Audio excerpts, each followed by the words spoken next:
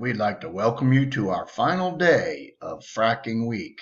Today is Friday, May 1st. Happy May.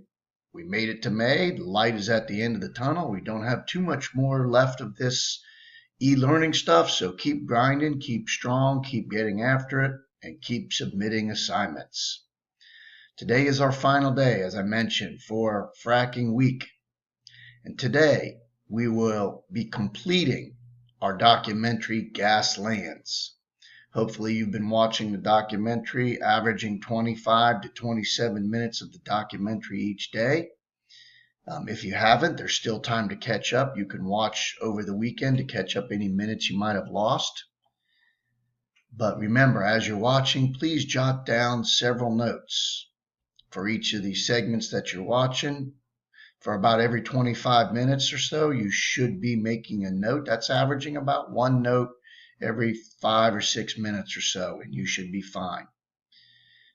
For your notes, just jot down anything that's being discussed of interest to you.